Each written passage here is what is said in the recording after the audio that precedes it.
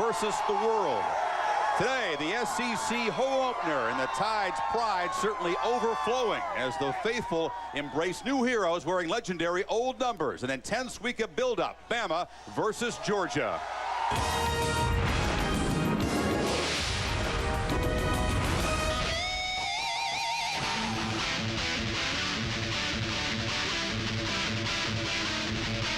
What do you think this is coffee break? Let's go. Alabama! The kids look up to people like Tyler Watt. Good job, good job, good job. Boyle rolls left, looking for Zach Fletcher in the end zone. Touchdown! I'd like to think home field's going to be a little bit of an advantage. Roll Tide, roll! We're gonna beat the hell out of you. Never give a hell, never give a hell.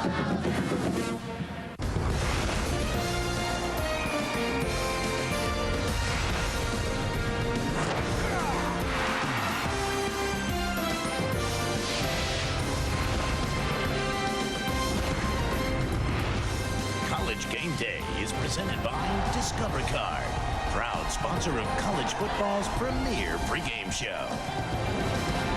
That is a classic collegiate setting on the quad here in Tuscaloosa, just a stone's throw from Bryant-Denny Stadium. Georgia, Bama. The SEC home opener for the Crimson Tide. Only our second visit ever to Tuscaloosa, but this doesn't quite feel like the UCLA Bruins are in town. A little bit different. Yeah, this is Chris good. Fowler, Lee Corso, Kirk Herbstreit, Tony Barnhart joins us. Special guest Herschel Walker, Sean Alexander, Dennis Francione. It's a big weekend down here. T-Town has college football. Talladega has the NASCAR. I know better than ask you guys what to expect on the Oval, but what do you expect in the gridiron today? Well, Chris, I'm anxious to see if number 2 Texas and number 3 Oklahoma can focus in on the two opponents they're favored to beat today. The reason why, if they beat those two football teams that they're favored to beat, then they set up, quote unquote, the game of the year next week in beautiful downtown Dallas. And we'll be there. Yeah, We'll look forward to that one. You know, as this season moves into October, we're going to start to see things begin to define themselves. We're going to learn more about teams beginning today. Teams like Tennessee, teams like Arkansas, Oregon on the road for the first time, Penn State on the road, and yes, today, Georgia and Alabama. Who is the better football team? Chris, up to this point, it's really been about kind of jockeying for position, but now, slowly, the cream will begin to rise in this season. We're going to find out who the legitimate teams are. Right. Well, Bama defined Arkansas last week, and that didn't work out too well for the Hogs. You guys will define Georgia and Alabama coming up here. Strong emotions in South Bend on both sidelines, Stanford and Notre Dame. We'll talk about that game. And the other storylines today, Coach mentioned it. The season-defining showdown in Big D, but only if the Sooners Longhorns avoid the upset. OU's got to find a running game. We'll see about that Texas defense against Okie State's weapons today. Meanwhile, the fledgling football team from a great basketball school gave us an all-access pass as they assumed the all-time giant killer role today at Miami. And the best in the West defense of USC takes aim on another potent quarterback. Can Carroll's crew smother Jason Gesser, a crucial Pac-10 collision? And, of course, right here, a rare meeting in the SEC. Georgia from the East, Alabama off last weekend's woodshed win. Looks like the best in the West. Alabama, of course, not eligible for postseason play, but therefore treating each game as precious, guarding against the letdown, pulling together. They have to handle praise and hype. Sometimes that's tougher to handle than adversity. Georgia, as the lone remaining SEC unbeaten, praised by the pollsters with their highest ranking in 14 years. But do the Dogs deserve it? Even the Dogs players wonder that. It's based more on potential so far than performance. Georgia alum, ex-Auburn head coach Pat Dye, he really stoked things this week on a radio show, saying 3 times, perhaps with an ulterior motive, that Georgia wasn't man enough to stand up to Alabama. That kind of got us fired up a little bit, and gives us a little extra incentive to go out there and play on Saturday. And, you know, it's going to be a good test for us. And we'll see. Georgia has never beaten Alabama in Tuscaloosa, ever. So, you know, it'd be nice to make history instead of repeat history, you know, for us. So I'm sure all those things will be a factor. But again, once the battle begins, it's just a matter of who's going to make the plays. They have made enough plays to be 4-0 despite the 89th rated offense, last in the SEC. 3 games against 1A, they have not reached 300 yards. They got all those veteran offensive linemen, but no running game to speak of. Receivers dropping 10 passes against New Mexico State. The Dogs players call this startling. Carl Torbush, for Bama defensive coordinator, hoping this is not a ticking time bomb. Pat Dye both cheered and booed by kind of calling out Georgia. Are they man enough? We'll talk more about that. Bama, we know, I think, is man enough. Well, I think we do know. The thing that's really impressed me about Alabama this year is their resiliency. So many off-the-field distractions. This team can't go to a bowl game, yet they have stayed focused on the task at hand every single week. And last week was another example. Their starting quarterback, Tyler Watts, goes down with an injury. Highly touted redshirt freshman Brody Croyle steps in and delivers. He's showing that he's going to be a special player for Alabama down the road. It's a redshirt freshman that on the road and is making his first start. Boy, he came out of the gate throwing the football down the field. Big throw, and then also showing a little bit of versatility down the line of scrimmage, off the line, looking like Tyler Watts here, throwing the ball on the run to Sam Collins for the big touchdown for Alabama. Now, today another test for him. Coming back home, the fans now have expectations. Look for Georgia to throw a variety of looks, try to take away the strength of Bama, which is their running game, and then pressure Brody Croyle. And I'll tell you what, Coach, by pressuring Croyle, they're going to leave themselves vulnerable. You got to be careful. This guy can play. Boy, there's some excellent points about that. But last week, Alabama, with the leading 17-7 on the Arkansas 42, made a questionable call. At best, they called for a fake punt. Can you believe it? Let's watch what happened. Their punter, Lane Bearden, faked the punt. He ran the ball. He got hurt, and they lost their punter, their holder, and their kickoff man all on one play. Uh-oh. Now, if Georgia wins this football game with the kicking game, Alabama, as staff, is going to second-guess themselves like crazy for that call last week. That could cost them the game today. He's wearing a brace. He's trying to punt in practice, but they will dress 3 punters among the 80 players they're allowed to, which is a little bit unusual. Much more in this game coming up. Notre Dame, after a crucial week to rest and heal, they remain unbeaten. It's the first time now they're expected to win kind of handily and not rely on late heroics. Here comes the Irish. Here comes the Irish. In a foot race. Touchdown, touchdown, Notre Dame. And the Boilermakers have been lightning forward again here in South Bend. It's unbelievable. Batted away, incomplete. Shane Walton with a big play. Intercepted. Walton at the 45. Walton down at the 40-yard line. Quick throw. Battle. 50. Battle 45. Outside 40. 30. Down to the 25. 20. 15. 10. 5. Touchdown Irish. Arnez Battle from Dillingham. Irish seeded that week to rest, but Ty Willingham had an extra week to field questions about the reunion game with Stanford. On the Cardinals side, there's really a lack of bitterness. Many guys still, treat Willingham like a father figure, even if some do prefer the more laid-back style of Buddy Tevens. Stanford really, though, should need no extra motivation after the defensive undressing in the desert last week. Ugh. The famously stoic Willingham, meanwhile, he will admit that today's game was going to feel a little bit different. There'll be, I guess, the full gamut of emotion. Playing Notre Dame is one thing, and then playing your old coach, put them together, and it's mixed emotions. These are guys that I went into their homes, recruited them. Ty Willingham, discipline and focus. I think it hurt the moms more than it did us. I get home, drive home after the bowl game, and, to find out that he's gone, my mom's in tears. I do a pretty good coach job in impersonation. Tail. In the battle between the rock and the stream always wins. But hopefully taught those guys or left something with them of a competitive instinct. And therefore, I'll have to display that same competitive instinct when it comes 1:30 on Saturday afternoon. I think rock versus stream. Corso had the rock plus the points, was a loser there. That's a pretty good Ty Willingham impression. There's going to be some real emotions, though, in that sideline. Well, Chris, I know how Tyrone Willingham felt in his last game he coached when he coached against his alma mater, Michigan State. I took the University of Louisville to Tallahassee, Florida in 1970 to coach against my alma mater, Florida State. It was one of the most emotional games I've ever coached in. Now, Kirk, here's another situation. The emotional roller coaster that this man is going to feel when he looks across the field and sees the players that he recruited trying to beat him. That, my friend, has got to be an uh-oh. Did you win? Did you No, I got beat 9-7.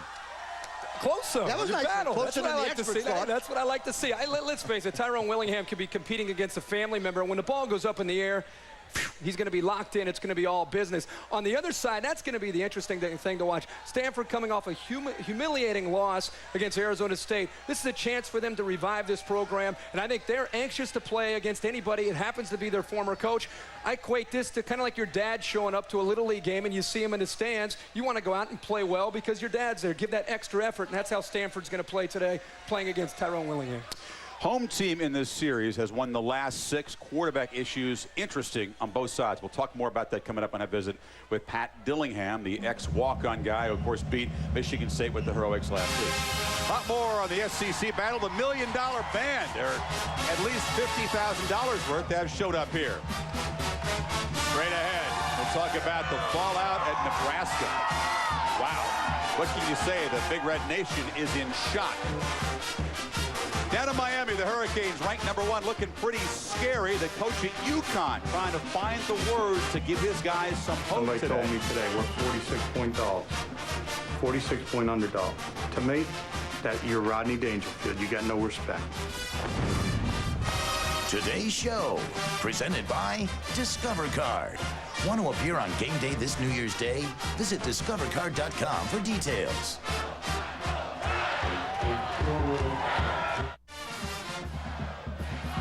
Tradition, brought to you by the Tostitos Tournament of Champions, the 1955 Oklahoma Sooners, or the 1969 Texas Longhorns. Who's the best ever? Vote on ESPN.com, and you could win a trip to the Tostitos Fiesta Bowl. We've got our new tradition of grilling wherever we go. You come down here, you got to have the authentic charcoal barbecue. Get a slab of ribs on there, fellas. Herbie, easy. We still got a show to do. You know, it would take a full-time researcher around the clock to create all the graphics to do justice to Nebraska's shortcomings so far. Ranked 16th in rushing. That would be great for a lot of programs, but it's a disaster for Big Red. Production off almost 100 yards a game from last year, $130 from 2 years ago. McNeese State, pretty good run defense, but pretty good for 1AA. Return today of Thunder Collins from a 4-game suspension. Not really the remedy you need for that running game. Jamal Lord retains his job at quarterback. The bigger news, the replacement of 4 defensive starters. But while the lineup is fiddled with, is Rome burning? Has the empire crumbled? 5 games removed from the BCS title game. The Cornhusker faithful are asking themselves, a generation has gone by since they've had back-to-back regular season losses, or an 0-1 start in a conference, or a top 25 without Nebraska. In a state where farming and football rule, and it's been a pretty bad year for farming, the frequent beatings are certainly testing the folks' famous patience.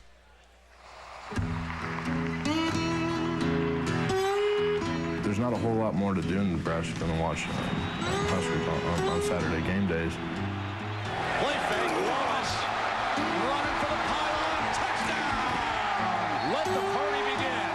And it's never pleasant watching a dynasty crumble, but that's what's happened over these last 4 road games for Nebraska. That's why the state's kind of in a panic mode right now, and kind of wondering which direction this program is going. Ah, hear that? Things have gotten so bad in Husker Nation that people are just irritated. They don't know what's going on. They're wondering why the players aren't living up to the standards that Nebraska fans have for them. I think the defense needs to go to, landmines and punji sticks. I mean, they can't do anything right. We're not just getting beat. We're getting thumped. I'll tell you what the problem is, sir, is I think that Nebraska's quarterback is mind-defying. Okay. Things have gotten so bad in Husker Nation that I think the last 2 games, people have been embarrassed with the way they played. Frank didn't like to hear embarrassed, but I'd say it's pretty close to being embarrassed. Embarrassment to me is the wrong word. If they ever stepped on the field without the belief they were going to win, then I would be embarrassed as a coach. Embarrassing is more along the lines of actually giving up and quitting, and kind of hanging your helmet up and just folding. That's something that this team won't do. But things have gotten so bad in Husker Nation that if we don't have a winning season, that somebody's going to go, and it'd have to be Solich. When Tom Osborne was here, we had a lot better team. and I don't think that Frank Solich is living up to what our expectations of him are. How much does this bother you that you're getting so much heat? You're 3-2, but you're not what you've been, and I don't feel threatened to say that 4 games, to say that a season makes or breaks a program or a coaching staff. You know, I don't buy that. You hear that? Things have gotten so bad in Husker Nation that here on the outskirts of Lincoln, Paul Pack's Husker Bell has practically been silenced. Yeah, in recent years when we were scoring 40 to 50 points a game, we had 70-year-old ladies running out of the bar to ring the bell first every time we scored. This year it's kind of rusting out. But for old time's sake. Things have gotten so bad in Husker Nation that They need to build their confidence, get together, have some lunch, and you know what? What's up, Nebraska? They'll ring that bell in future years, but, you know, starting with the Colorado game, 4 woodshed beatings against quality teams. They lost to a couple pretty good teams last year. They're losing to Iowa State, Penn State. Those are okay teams. They're not great teams. We've said a lot about Nebraska. We want to bring in our colleague, Trev Alberts, to really kind of break down how the Huskers have gotten so bad so quickly, Trev. I know they lost Crouch and Wisterman, some guys, but that's what fans want to know. Chris, I think it's a combination of 3 factors. First of all, I do think the talent level is down, but that's not the whole issue. There's still speed, there's still talent on that football team. Secondly, I think it's been a combination of errors virtually in every play. I mean, linemen going the wrong way, quarterback going the wrong way, 10 penalties versus Iowa State. You know, I think it's safe to say right now maybe an undisciplined football team. But third, and I think most important, is the attitude. I mean, we've seen the impact of attitude across the nation at Notre Dame, maybe at Cal, Kentucky. I think the impact that attitude right now has on Nebraska's team, the combination of those 3 factors, this team is just not very good and not playing very well right now. Trev, I think the big thing is going to be, first of all, I think we're all tired of talking about Nebraska and what's happening with Nebraska. We knew that this team had issues going back to preseason camp in August. You know, they were exposed against Miami last year, lack of speed on defense. The one-dimensional attack was okay at times because Eric Crouch made up for a lack of the creativity on that offense. Now you get into a point where they don't have Eric Crouch. They don't have the ability to stretch a defense. They don't have a threat with a passing game. And teams today, Trev, as you know, they're putting 10 guys up at the line of scrimmage and saying, hey, you're going to have to beat us by throwing the football. And right now, Nebraska, they're just not capable of doing that. And here's what the Nebraska fans would say, Kirk, to debunk that theory is simply, look, less than 1 year ago, we beat a very fast Oklahoma team 20-10. I mean, we won the national championship versus Miami when they had Warren Sapp and Ray Lewis, and all we were was one-dimensional. We ran the football. So I think it's still a combination. I mean, you can still run the foot. Look at Oklahoma right now. I mean, they're complaining they can't run the football enough. You have to run the football. You have to play great defense. And right now, there is a lack of talent in Lincoln. But I think the combination of those things, a lack of talent, lack of discipline, and right now a lack of a good positive attitude, has that team a very average football team. Well, I think you're right. The attitude is going to be tested more so in the coming weeks, but I guess I disagree when it comes to the theory in college football. Nebraska's option attack in the 80s and 90s was very effective, but guys, today, with the parity in college football, the way the scholarships are spread out more evenly, and the defense is so complex, I don't think you can have a one-dimensional option attack as well as Nebraska executes and still be effective. You have to have just at least a threat of throwing the football. Let me tell you what I think is going to happen. Okay. No matter what the Nebraska record is the rest of this year, I think Frank Solich will be allowed to coach the Nebraska team for at least 1 more year. And then this year, watch for wholesale, and I mean wholesale changes on his staff. He cannot afford to stand pat with his record with that staff. And Chris, I'm telling you, he's going to have to make some decisions that are going to hurt him emotionally, and he's going to be hurting, but he's got to make them if he's going to be the football coach in Nebraska. You have to make tough decisions as a coach. The boosters in Nebraska are still very much behind Frank Solich as a head coach, though. We're going to table this issue for a couple weeks, but when they play at A&M, home Texas, and at Kansas State within 4 weeks, it's going to come up again. So okay, down the road. I mean, just saying, get ready. 2 or 3 weeks. 1 more year. Just put them on there. All right. We're going to talk some Big Ten. We thank Trev for now, and we'll talk Maurice Claret's fear of flying coming up. A big showdown in Madison. Penn State visits Grossman against Manning. It's a quarterback showdown in the SEC, and of course, plenty more on Georgia and Alabama. Coach Fran will join us coming up.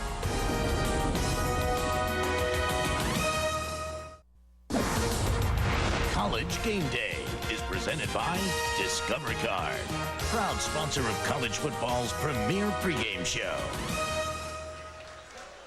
That was not Coach Franchione's house, but it could be. That belongs to the school president. Coach Fran joins us. A very special atmosphere here, ready for the SEC home opener. I want to ask you, I heard a great story about your positive attitude in the face of those NCAA sanctions, a pep talk from your wife about a chance to do something special this season. Well, that's exactly how it happened. I'm usually a pretty positive guy, but that Friday that everything came down, there was about 48 hours that was a little tough, and about Sunday afternoon, Kim says, that's enough of this. You need to get back to being yourself. And she said, just think how special these young men are, and maybe even you can create a special place in Alabama football history. And I said, you know, that's a good way to look at this, and that started the wheels turning for us. Coach, looking at this ball game simply, do you think that Alabama's brute force against Georgia's finesse is the secret to this football game? Well, I think the success of our brute force, because it's going to be a physical game from our standpoint, and every game we've played in has been that way, and we have done very well with that style of play. And if we're going to win today, it's going to be with our offensive and defensive line taking control of the line of scrimmage. Very good. Coach, last week, Tyler Watts, one of your great leaders, had an injury to deal with, and a redshirt freshman, highly touted, Brody Croyle, stepped up and not only performed, but he performed well and kind of gave a glimpse of the future of Alabama football. Your thoughts on the quarterback situation coming into this game against Georgia? Well, he gets healthier every week because Brody gets another week of experience under his belt. We know he's going to be a very fine quarterback. He shows us that every day in practice. And the big advantage that he had, I think, in addition to being talented, as we talked last night, as he came in January, he's had 2 spring practices already. He's gotten to watch Andrew Zhao and Tyler Watts for a long time. So when he stepped in, it was much more comfortable feeling for him. Tyler has been a great leader in his place and gives us a different dimension, so people have to prepare for both of them. Lee's very concerned about your punting game. Are you going to hold your breath every time you have to go back and punt the football? I hope we don't have to punt. That's the best answer. That is the best strategy. Just to thank you for your time. We had a game like that. Come on. They remember punt, Bama punt here. All right, thanks, Coach. We'll talk to Big Ten now. Following game day, Iowa tries to protect home turf to go 2-0 in the Big Ten against the Boilermakers. Hogs and Vols are into an often wild and weird rivalry tonight in primetime on ESPN. But for a Boilers-Hogs preview, to Mark Jones and Bob Davie in Iowa City. Guys? All right, it's homecoming week here at Iowa City, and the excitement is tangible and palpable. The reason why, well, fourth-year head coach Kirk Ferentz has everybody excited about his team. They come in with a record of 4-1, and Bob Davie, last year, quarterback Brad Banks showed flashes of brilliance. This year, they're common. Mark, Brad Banks is in his first year as a starter, but he's a senior and is playing with tremendous amount of confidence right now. He's first in the Big Ten in passing efficiency. Last week against Penn State, he threw for 4 touchdowns to 4 different receivers.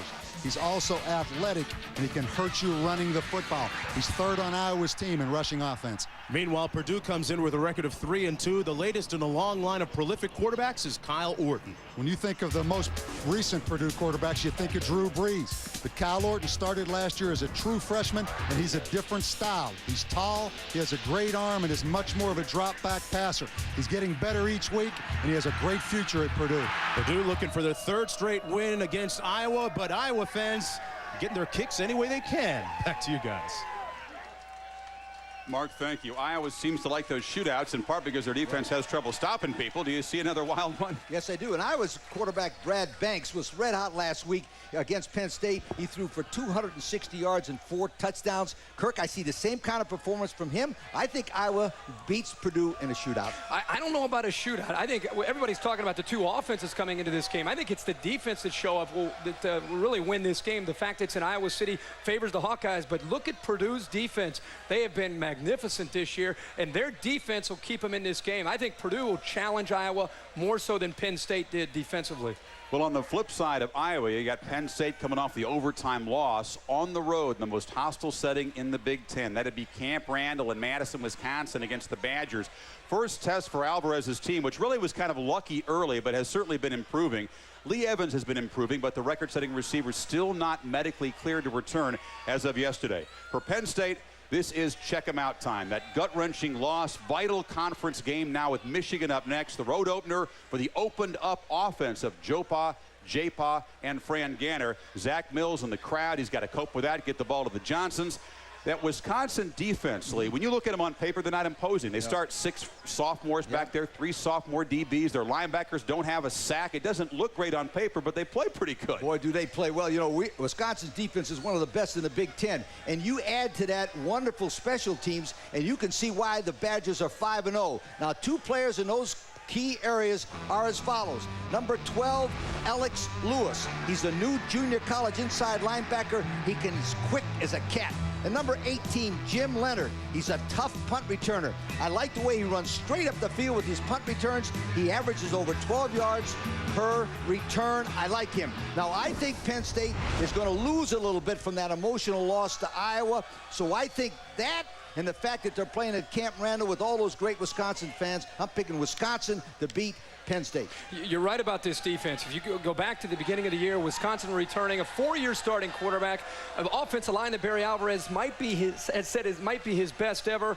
Great running back, Anthony Davis. You knew that would be a strong point, but I've been really surprised by this youthful defense, how intense they've been, and their ability to create turnovers. It's one of the best defenses in the nation as far as that's concerned. They lead the nation in turnover margin, and I think that is the key to this game. Chris touched on it. Zach Mills on the road for the first time this year with the great athletes that Penn State's offense has to offer against this defense. I give the advantage to Wisconsin because they're playing at home. Exactly. The crowd noise, the turnovers they will create. Wisconsin will win. It's going to be a very close game. Very good game, but Wisconsin's defense will find a way to get it done. You both like Wisconsin? Yes, you both like that offensive line at Wisconsin. Yeah. I don't know if they're man enough to use the theme to block Michael Haynes.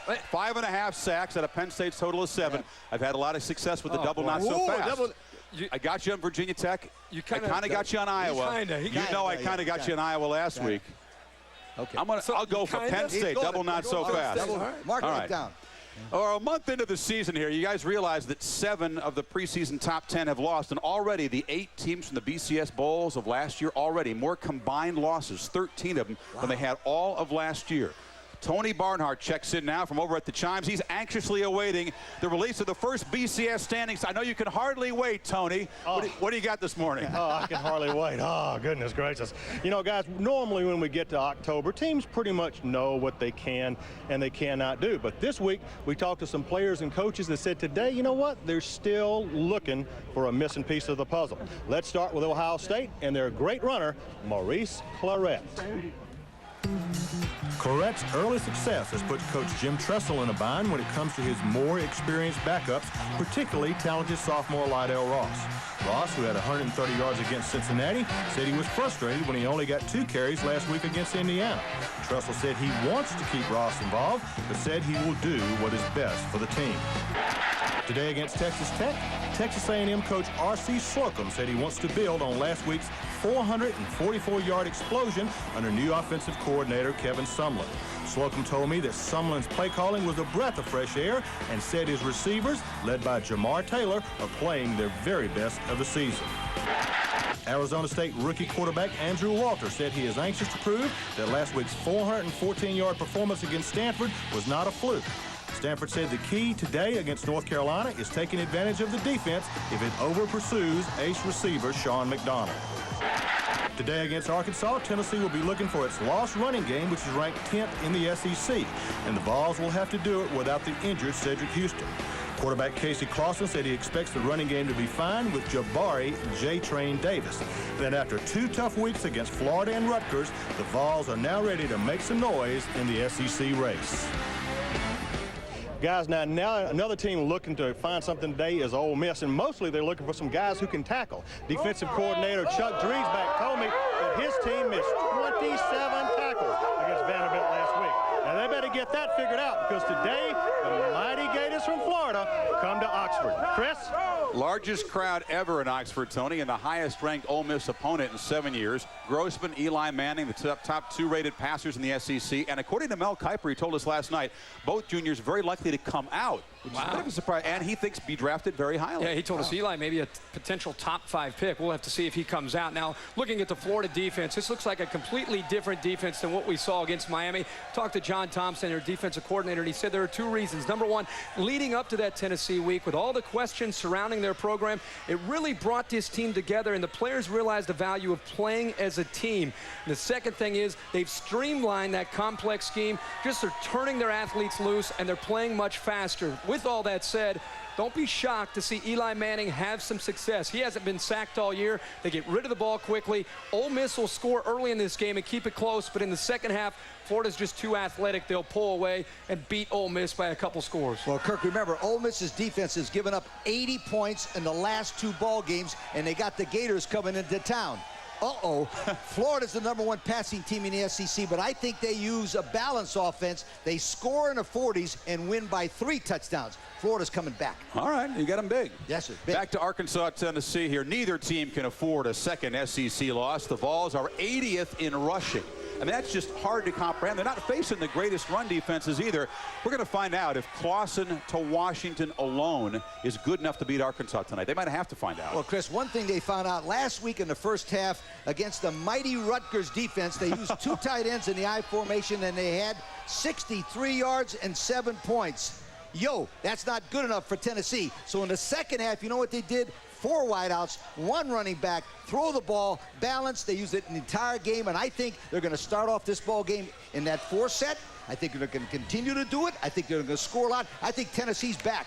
I think they're going to be a very good football team as the season goes along, especially with this offense. You know what Tennessee has to do, though? Get back to having an aggressive attitude. I don't care what play they call. Offensively, this has not been a Philip Fulmer football team, and I think it's more about what's upstairs than the plays that are being called. Beyond executing better today against Arkansas, as Lee says, roll up your sleeves and get after Arkansas and become more aggressive. We have not seen that in the last 2 weeks, and I think tonight you'll see it regardless of the play calling. I think you'll see it go back to being a Philip Fulmer type of team. You going with Tennessee? Yes. So am I. Well, they better get back to something. 63 yards against Rutgers in the first half. Rutgers, 7 points. Tennessee, Rutgers. Coming up, we're going to State University, New Jersey. That was last. All right. Rutgers. It's a new week.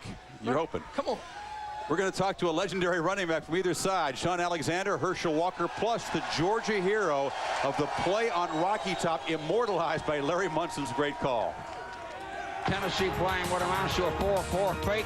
And there's a touchdown! Touchdown, my God, a touchdown! We threw it to Haynes. We just stepped on their face with a hobnail boot and broke their nose. We just crushed their face.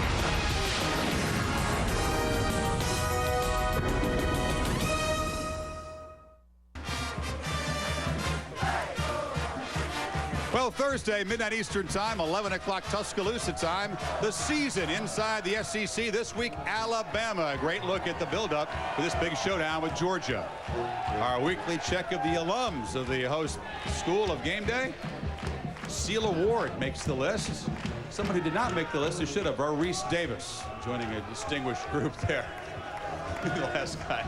We got some distinguished alums from these 2 schools here. Sean Alexander, the Seahawks have a bye week, the hottest running back in the NFL, and of course the great Georgia legend Herschel Walker. I want to ask you, we got to start with this guy. It's his home turf, Herschel. What was the bigger thrill? Monday Night Football, 5 touchdowns in the first half against Minnesota, or beating Florida in the swamp, running for touchdowns against the Gators, and then beating them again for the SEC championship? You know, they were both special, but I think you got to go with the pros because it's such a higher level. But you can't ever, I will never forget the memories that we had of beating Florida in the swamp and breaking their 30-game win streak. Herschel, you, of course, had so many great memories in college. You never got a crack at those great Alabama defenses, though. Would you have loved to run up against the Crimson Tide in your era? Well, I'm glad I never got a chance to play them. I may not have played so well if I played Bama. Hey, let me ask you, a lot's been made of Pat Dye's comments, another Georgia alum, saying the Bulldogs aren't man enough to handle Alabama up front. Now, in your day, that question never would have been asked. Is this Georgia group man enough today? Well, you know what? All my life, that's all I've been hearing, that Georgia not man enough to do anything, but we end up winning championships and SEC titles. There you go. It is unusual if we're not man enough, what that make the other people. Hey, Sean, I want to ask you, can you believe this guy here is a star of yesteryear? Look, I don't know who's the active player. Is you or him? You look at you guys. Game next week. I'm like looking at him. Well, no, I was trying to be like him. I've seen him on Monday Night Football. I said, I want to be like Sean.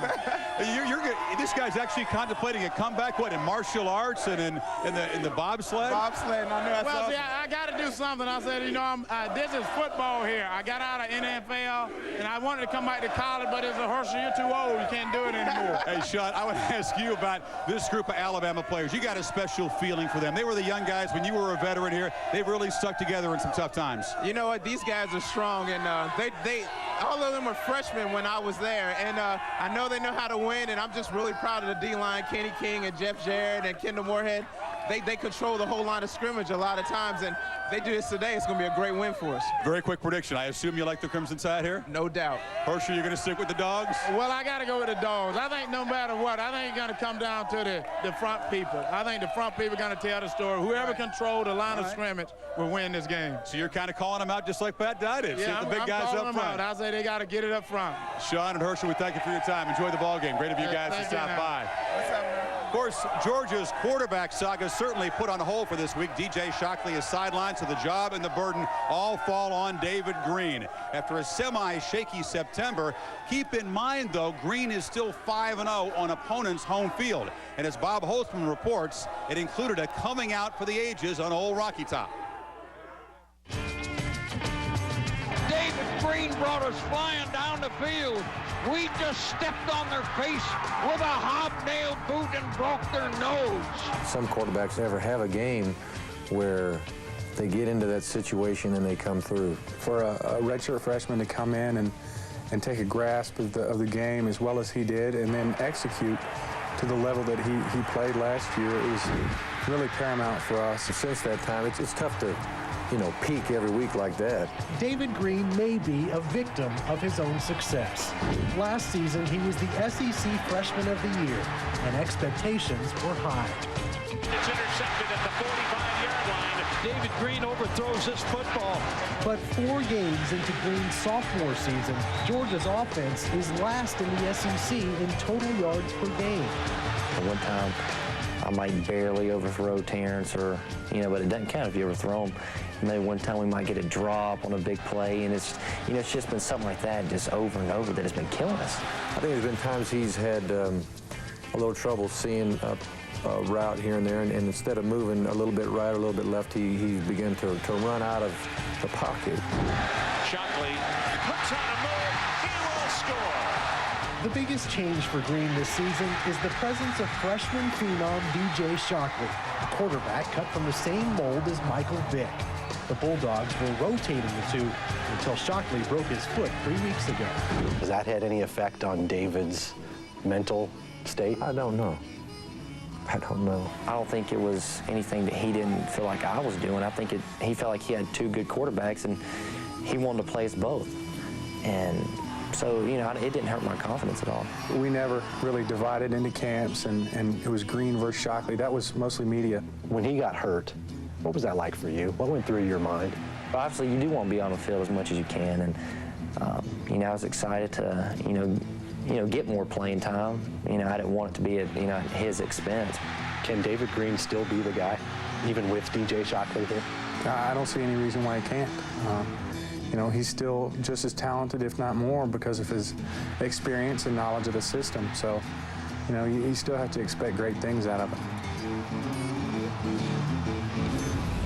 He has been avoiding the frequent mistakes. Only 3 picks in 117 attempts, 7 touchdowns. But, the production is down, guys. There's a lot of reasons for that. The drop passes, they think they've corrected some of that. But you look for him to play well? Well, I think he's for Georgia to win this game, David Green's going to have to play well. He's got a great group of wide receivers. And let's face it, we could talk about Musa Smith and his ability to run the ball. But if Georgia's going to win and beat Alabama on the road, David Green has to revert back to the confidence that he had a year ago and throw the football out and spread it around to those great receivers. I think their offensive line has got to protect him. I think that's the key. Sure. That's what Herschel said. Exactly. Once again, the challenge comes back to the guys in front of Green. That's right. They give him time. I think there's confidence on that side. We'll come back. We'll talk plenty more about this ball game. We'll visit with the guys who want to tackle David Green. Not those ladies. The D-line at the Tide.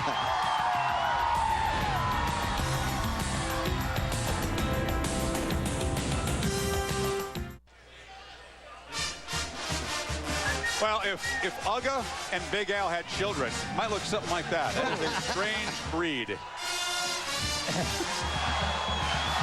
Well, the folks down here might love their SEC, but we got to remind them the only conference that has 3 unbeaten teams is the Big 12. It's the first road test for Kansas State. The Cats and the Buffs have each had 2 weeks to brace for this big showdown. El Roberson gets the call at quarterback, wants to use Darren Sproles' quickness against those Buff linebackers. Gary Barnett hoping that 2 weeks of reps will help get Robert Hodge more comfortable with the offense. He told us last night he wants to try to grind it out toe-to-toe, win a defensive struggle here, and create some matchups to hopefully convert some third down plays. In other words, impose CU's personality on KSU's defense. You look at the Colorado USC game, you just like, wow, you can't believe it was so dominating. And then you look at the UCLA game, and then you're like, well, these guys can really play some football. So I know which team is going to come and play on Saturday. It's definitely going to be the one that played against UCLA. This game could make or break our season. You know, it's like I hate to refer to last year, but it's kind of like last year when we played Oklahoma. That game pretty much broke our season. And this game could be the exact same way. You know, if we lose this game, it's no telling what'll happen afterwards. If you want to label an early game a make or break game, CU broke UCLA with the first down runs. They averaged 8 yards a carry. That's amazing on first down, but they can't really expect that today, can they? Yes, they can. Yes, they can. Because Colorado's going to win this football game with a ball control offense led by Chris Brown, the running back, and a new offensive weapon, the California Junior College All-American Robert Hodge. Now, Colorado's had 13 third and shorts, and Chris has made 11 of them. That's 86% of the time. Now, number 7, Robert Hodge, will be used in a moving pocket to take advantage of what he does, and he runs well. Now, Kansas State is an explosive offense, but I think Colorado's ball control, the fact that they're playing at home, they'll keep this game into the teens. Colorado wins this ball game 18-16 in a mile of score down. I'm bringing the score down. Picking Kansas State to lose again. Interesting. You know, Robert Hodge has some ability to make plays, but let's face it, if Colorado wins this game, it will be the ability of Chris Brown to run the ball, especially on 1st and 10. See, you cannot execute in 2nd and 3rd and long. The guy to watch in that Kansas State defense that are going to match up with Chris Brown is pretty scary. Real scary. Number 56, Terry Pierce, one of the best inside linebackers in the Big 12, if not the country. He's been around for a few years.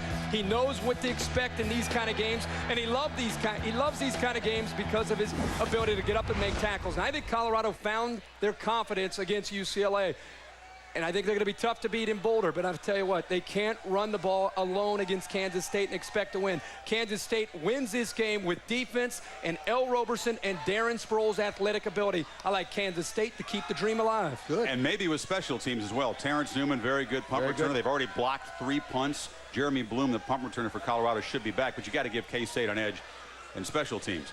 The week before the Red River shootout, Longhorns, Sooners trying to ignore all that hype, focus on the games tonight. Texas hosts Oklahoma State. They won 15 in a row at home. They have not trailed this season. The defensive statistics are absolutely scary, but Rashawn Woods, that receiver that Quentin Jammer couldn't cover in last year's game, is the best weapon they've faced. We'll find out more about Texas' defense. Yes, we will, and you'll find out they're just as good as advertised, because this number 2 ranked Texas defense is really tremendous. And one of the guys you got to give credit to is the defensive coordinator, Carl Reese. He has blended young talent. 13 freshmen and sophomores in the top 22 of Texas defense, and then they got some senior leadership like Corey Redding. Now watch Redding here, the quickness of getting off the block and then making the tackle. Number 40, watch that. Ooh, but Kirk, this is my favorite.